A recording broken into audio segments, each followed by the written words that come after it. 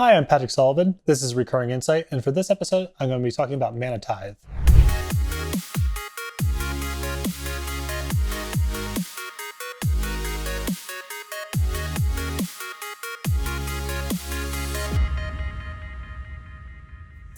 Mana Tithe is an interesting design because it's significantly more beloved than Force Spike or a bunch of other sort of fringe counterspells. Oh, a blueberry.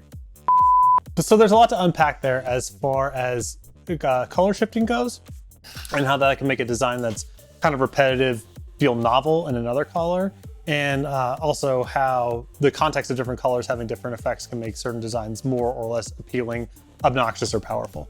Mana Tithe is an extremely charming card for what it is, and I think there's a couple of reasons for that.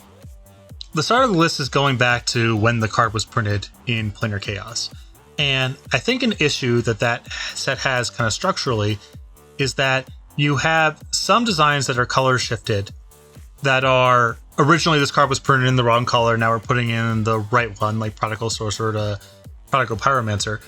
And then there's the other half of it, which is we're messing around with the color pie in this set, and the rules are totally different. So you see, say, Ball Lightning become Groundbreaker. And I think doing both at the same time confuses the message. But Mana Tithe is in this interesting space where it's kind of both. It is a counterspell, and that's very loudly in blue. So in one sense, it is just kind of inappropriate. But if you're going to do a counterspell in white, something that's a soft counter, something that feels kind of adjacent to protection spells, and something that involves taxing, is not totally dissonant. So I think there's some coolness there of it being kind of this middle ground that you really don't see much else in Planar Chaos of the two executions of color shifting in the file. And then there's the question of, are you supposed to do this sort of thing? Is Force Spike a good design to promote or not? I think Force Spike is a lot more tolerable in white for a variety of reasons. One, even though it's bizarre, you don't really see a lot of counterspells in white, it isn't altogether that dissimilar some amount of the time from 1-mana removal spells or 1-mana protection spells, which you see a ton of in white. So even though it has moments of being really, really bizarre in its functionality, there's a lot of times where it's not dissimilar from a lot of other white cards your opponent could have in that spot. So I think that does some work there. But I think there's a gameplay experience that Mana Tithe taps into here that is so much more tolerable in white than it is in blue.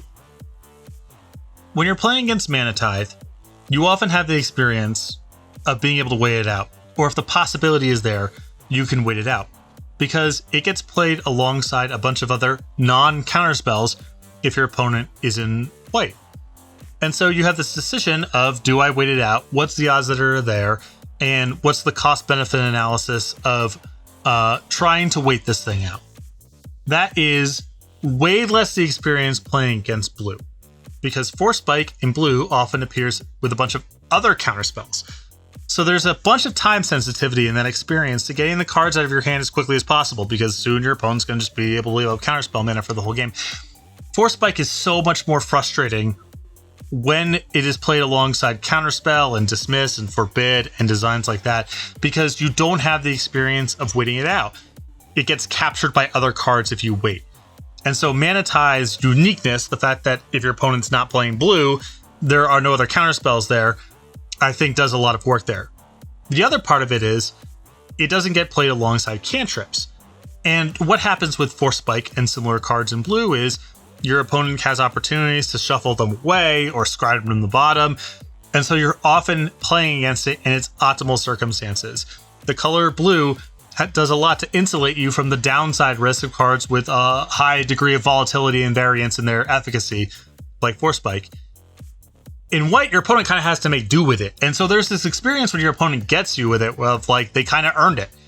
But I do think Mana Tithe shows that color shifting can do a lot of work for how tolerable a design is.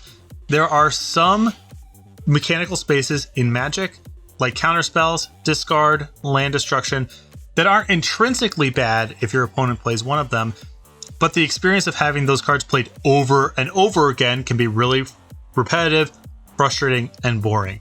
And Mana Tithe highlights that one counterspell in a color even if it's a little bizarre, even if it has moments of being very powerful, is more charming, more often than not, than it is obnoxious or intolerable. So that was Mana Tithe, and this is Recurring Insight. Make sure you're subscribed to the Star City Games YouTube page so you can get notified when new content gets uploaded, and keep throwing those likes and comments up there as well.